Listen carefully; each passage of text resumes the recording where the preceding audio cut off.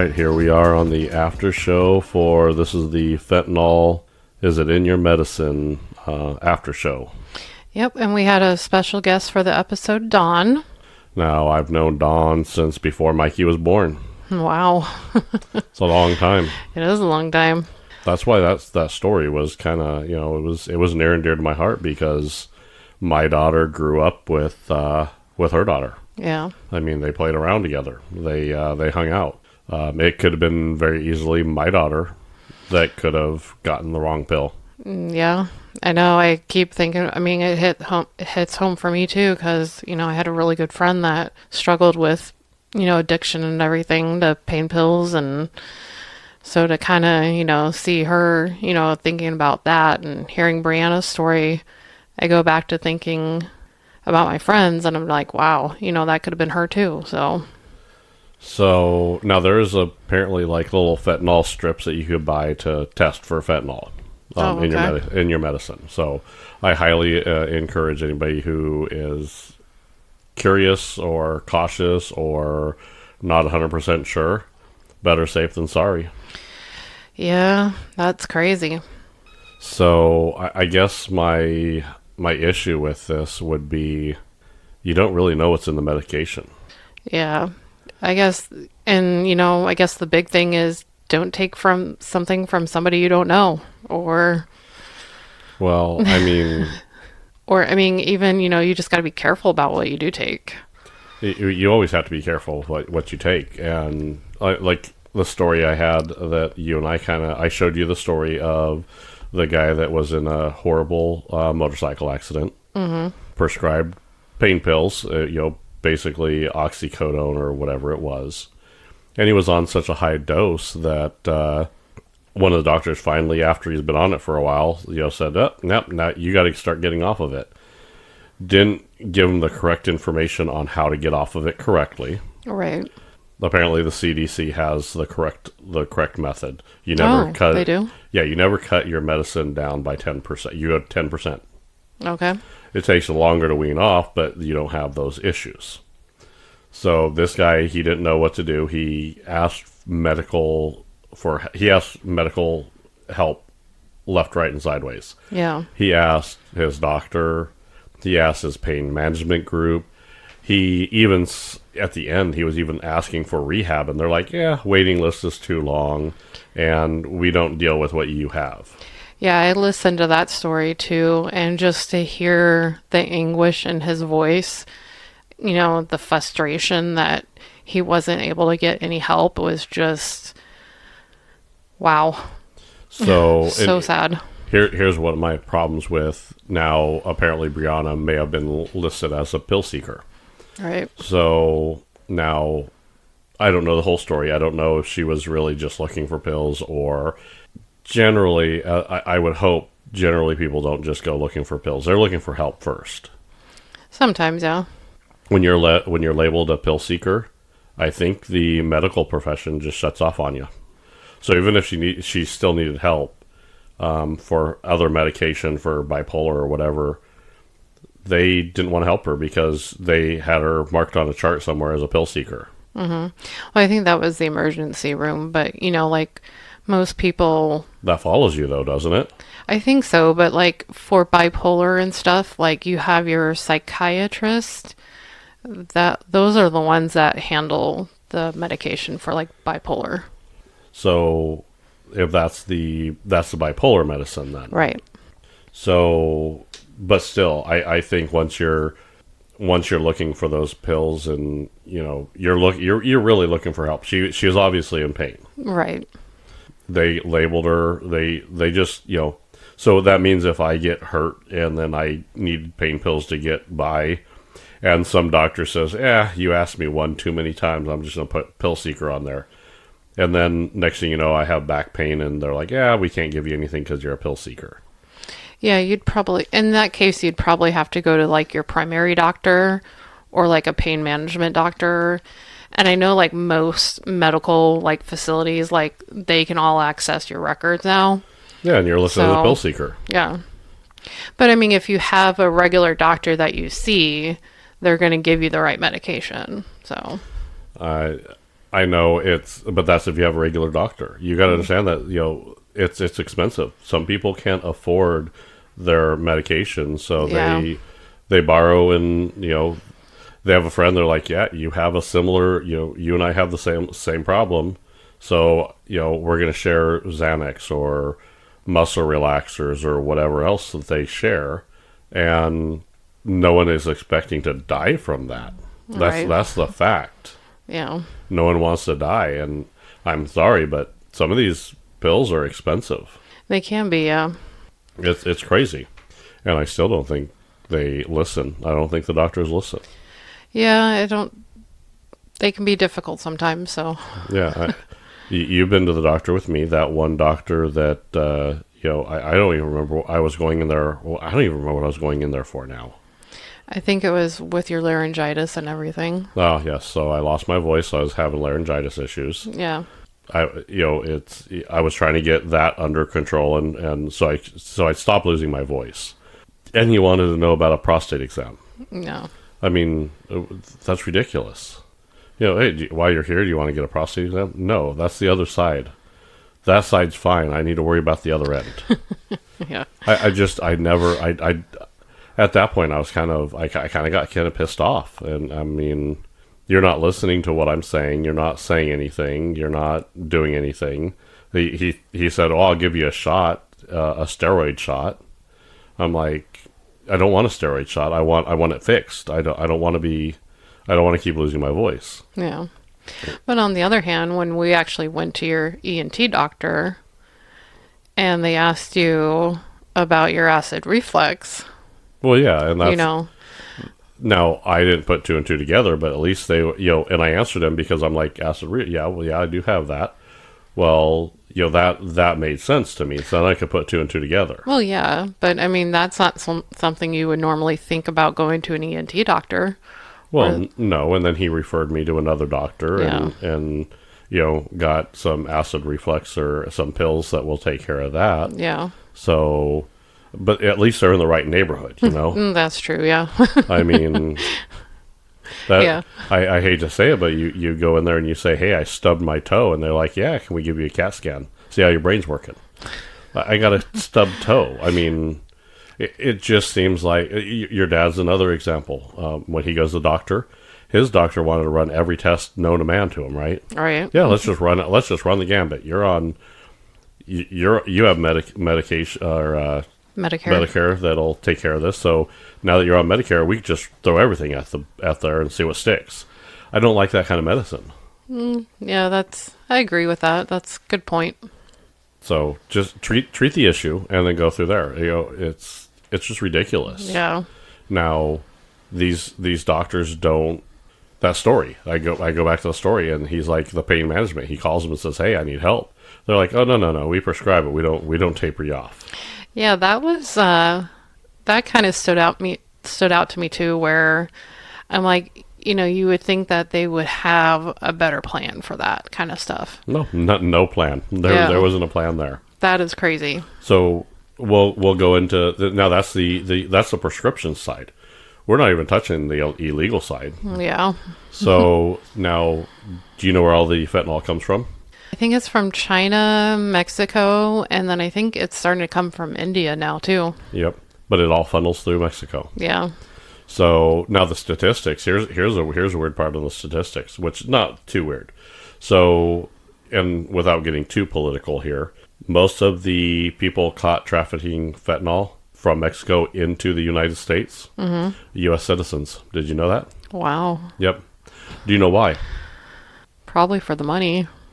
Well, they're trying to get money. Everybody's trying to get money. So, but the reason they get caught is because they go through checkpoint. They go through checkpoint. They think they're U.S. citizens, so they think they can go through. Yeah. And those people at the checkpoint, the Border Patrol, they're really good at their job. And they really catch good. you. So when you look at all the numbers and you say, "Oh, well, all the fentanyl is coming in from U.S. people." No. That's not true. They only capture a fraction of the fentanyl that comes across the border. Yeah. And when they sit there and say, "Well, it's U.S. citizens that are doing it," those are the ones getting caught.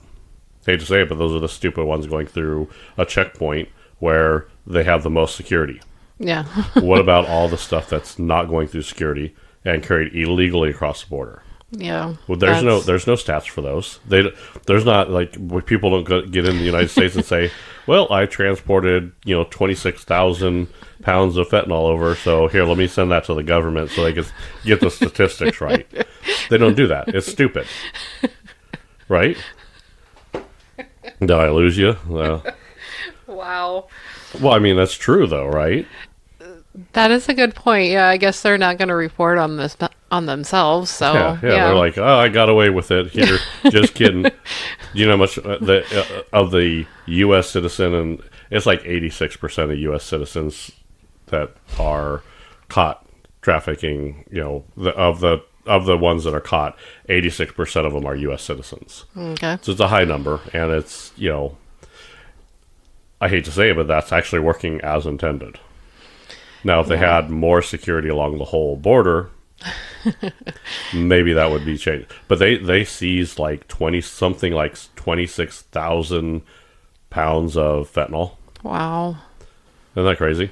That is absolutely crazy. Just, I can't believe it. It's crazy what this world is coming to. So now what's the plan with Portland? Have you seen Portland? I've heard a little bit about it. Portland is I mean, they have zombies. That's... People just like laying in the streets and just, the drug dealers ride around on those scooters to, make sure they get all their drugs around. That's crazy. Vancouver made all drugs legal. Wow. And they thought, oh, well, that's going to solve the problem. That's, a couple other countries, in Europe did it. So why not we do it? But the problem is they never fell through. They never followed through. They said, oh, it's legal. We'll make a place where you can go do drugs legally. We'll do a needle sharing so, people aren't, having needles out there. Now people are just, oh, I can just go get a new needle, so I just throw this around. It's crazy. Wow. I don't know, like, what would make your life so bad to get to that point? Well, look at the story that we heard. If he didn't have a wife and a job and other stuff, if he was in, I hate to say it, but if he was in Brianna's stage where, maybe she didn't have, especially if she was in California, if she didn't come back to her mom, that might, you don't know what would have happened.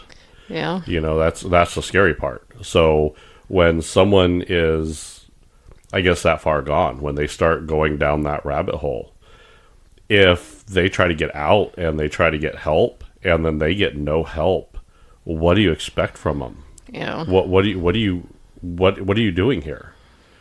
You're going to basically keep them down. The one guy's like, yeah, I wanted off of it, and the doctor's like, well, go back to your dose and we'll try again later. Yeah.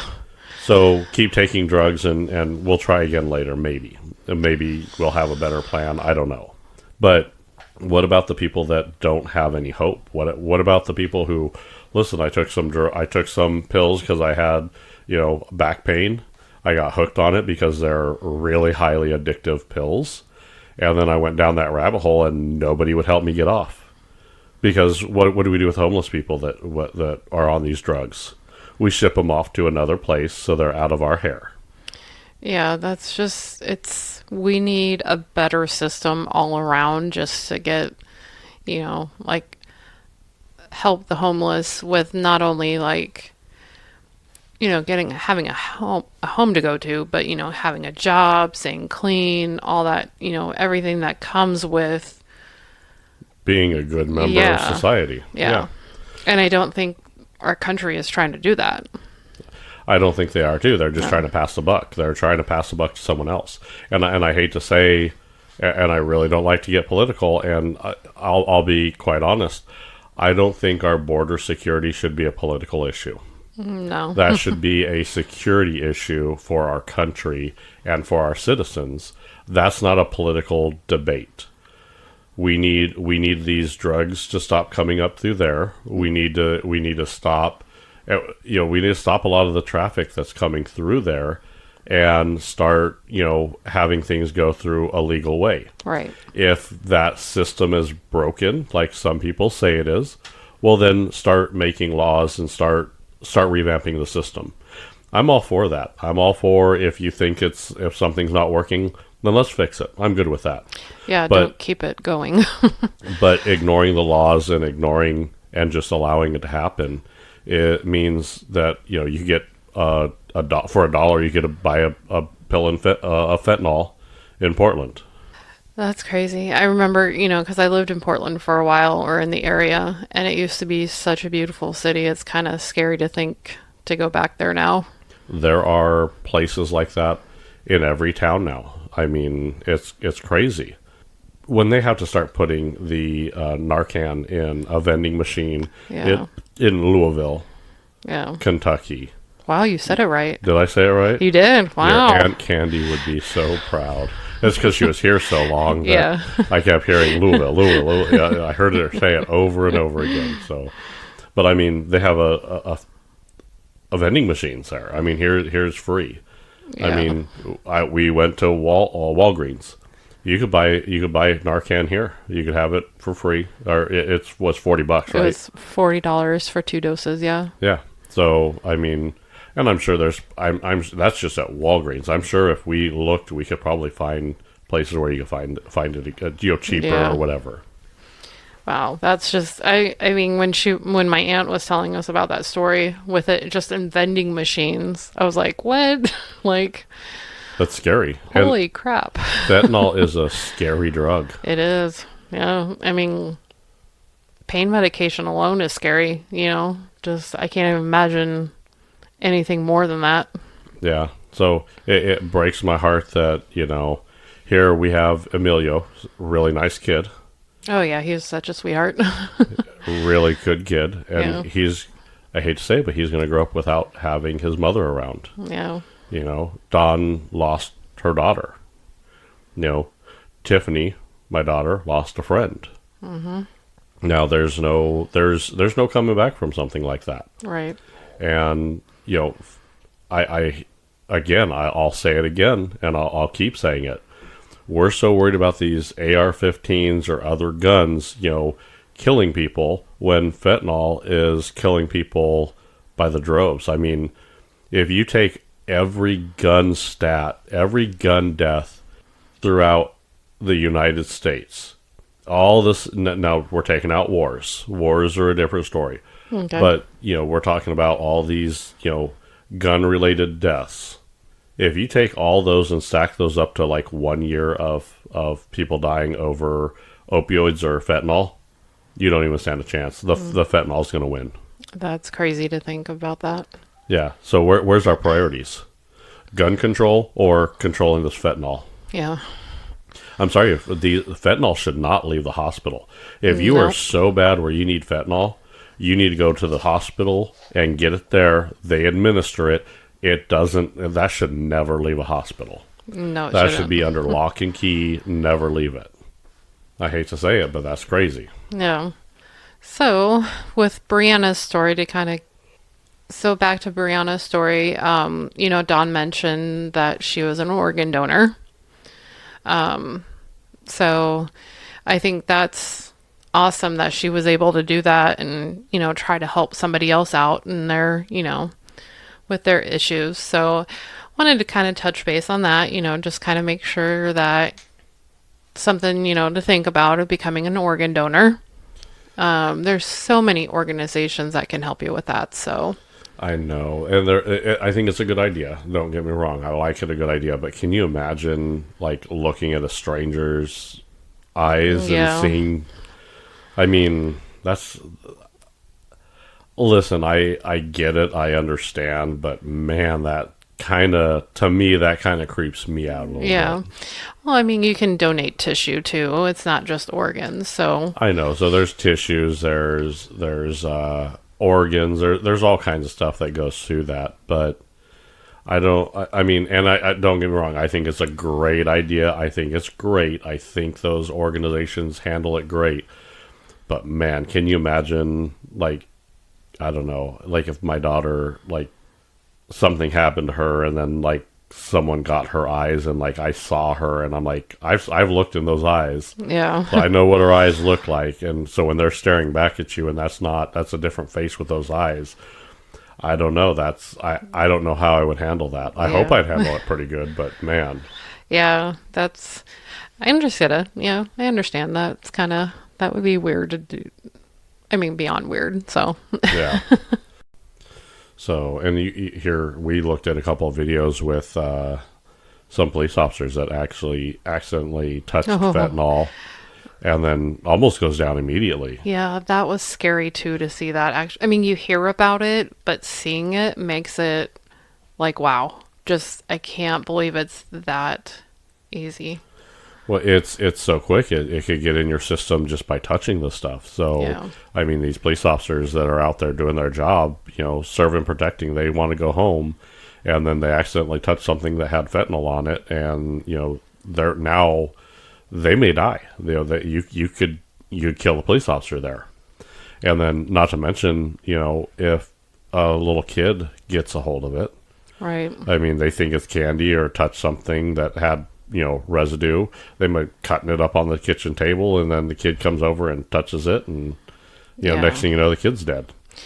Those people should just be taken out back, in my opinion. But hey, There should be severe penalties Yeah. for them. I mean, I don't even know if you should lock them away and throw away the key. I think you should lock them away and throw away the whole cage. yeah, You know, let them touch it and see how they like it. yeah, just Sorry, Just I take know that's them. not the right way to say it, but well, it probably isn't. It's better than me. I was going to say just take them out to the ocean and just drop them in a cage in the middle of the ocean. yeah, They'll drown and be done. And Yeah. fish food. yeah. Crazy. So now you have a helpline. I do. This is the Substance Abuse and Mental Health Services Administration helpline. It's free 24/7, 365 days a year. They can refer you to treatment and information services, both in English and Spanish. Okay, well, that's good. And that number is 1-800-662-HELP or 1-800-662-4357. Okay, so that's actually a good number. I think we'll have that up on our Facebook page as well. Yep, and I think we put some information about organ donation and like other stuff like that too. So Yep, yeah, I think that's a great idea. thank you. That way we can get that out there to everybody out in the world. Yeah, I mean it's good information to know. Register when you get your license, stuff like that. So Oh yeah, just check that little box on your driver's license that you're an organ donor. yep, this is your local PSA for that. There you go. So, We're doing PSAs now. I guess We are. this whole thing. I consider this whole thing a PSA. I Yeah. mean, I would almost not even trust, pharmaceutical drugs at this point. I mean, do we know? We don't know what's in those. well, yeah. I mean, we don't. I mean, these are big businesses. How do we know that they're not trying to, cut a few corners? Come on, you've never heard of a big business cutting corners like this. It happens. It I think happens more than it it's- should. Yeah. I'm So, hoping they're better with the medication, but I hope so too. no, it's harder to get opioids now than it was 2 or 3 years ago. It is a lot harder. I mean, even when I was going through my issues with my back and my neck, I'm like, just give me something for the pain. And they didn't want to do They it. wouldn't do it. They were like, oh, I'll give you a muscle relaxer. Like, well, that doesn't do anything. I'm like, So the scary part on this is when you go in, for example, let's say you're in a lot of pain, okay? They're not giving you any pills to help with that pain. right. What will happen is, since they're being so stingy with it now, for people that actually may need it, now you're going to drive those people to go, well, I need to do something. So they're going to drive you. So you may go to your friend, Kim Jong-young, whatever her name is. I don't know. It's just coming up with a name. Okay. There is no Kim Jong-young. Or there probably is. I don't know. But you're not friends with her. So No. don't Facebook friends her either. She won't do it. But you may go to a friend and say, hey, I know you got hydrocodone for your back when you got injured. Got an extra pill I could borrow? Yep. Well, that's what's going to happen. And then now you're getting into that uncharted territory, Right. So I hate to say it, but I think with them being a little stingier with it, I think they may drive people to go get the illegal stuff. That's the Yeah. problem. And that's the scary part where, you just don't know anymore what's good or what's bad. And No, and now when you could have, I don't know if that's a good idea. I think that's a horrible idea. I think Yeah. if someone comes and says, "Hey, I'm in pain and I need a pain pill," I understand limiting it. I mean, I understand limiting doses and say, "Hey, I can get you a couple pills so you could get through, but you're going to need to come see me. You're going to need to, follow up with this." I get that. I understand that. And as long as a person follows up and does the stuff, that's great. Me, I hate taking pills. yeah. So if I had to take a pain pill, I will take it. But man, I have to be in a lot of pain before I decide, okay, yeah, I got to take this. Yeah. So and that's only because I that's the type of guy I am. I just, and then when I start feeling good, I'm like, yeah, I don't need that anymore. I'm good. But when I do need it, or if someone needs it and they don't have access to it, you're going to make them seek other routes to get it. I'm sorry, but you are. Yep. And that's scary. Yeah, and then now you're going to get someone to go out and get illegal means to try to take care of some pain management that they're not really caring about. And then now all of a sudden you're a pill seeker and this and that, and then they label you, and then you kiss that goodbye, and Yeah. you're forcing people to go down the rabbit hole they probably don't even want to go down it in the first place. And then once you go down there, you get stuck. You can get stuck. Look at Portland, Oregon. Look at Vancouver, Canada. There's many, many examples of where this goes horribly wrong. And nobody cares about these guys. Yeah. No one cares about any of them there. They're an eyesore. You move them off the back. Oh, we'll ship them to another place. Let's send them to California because the place is a shithole now anyway. So we'll just ship them over there, and it's warm, so they could, they won't freeze to death, and we don't have to worry about tripping over a frozen dead bodies. Isn't that horrible? That is horrible. That's the thought process here. Wow. I don't know. There's a lot of stuff that needs to change in this country. Yeah, definitely. We need to start taking care of mental health issues without the stigmata of it being, oh, you're crazy or something like that. Yeah. That needs to go away. That needs to stop. We need to start treating these people like human beings, and we need to stop passing the buck. We need to start taking care of these people and getting them help and getting them back on their feet so they could be a productive member of society. Yes, we do. Stop driving people to go the illegal route, because you're going to create you're going to create more people like Brianna who had to try to figure a way to handle her pain and figure out to self-medicate, and then she passes away because no one would help her. Yeah. I hate to say it, but I had to put that blame belongs on the health care. I would definitely agree with you on that. So it was just so.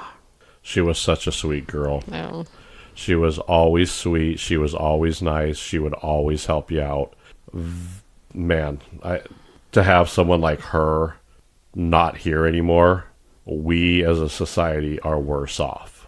Yep. So I hate to put the obvious out there, but that is true. She was a good person who had a few issues that didn't deserve to die. No, nobody deserves that.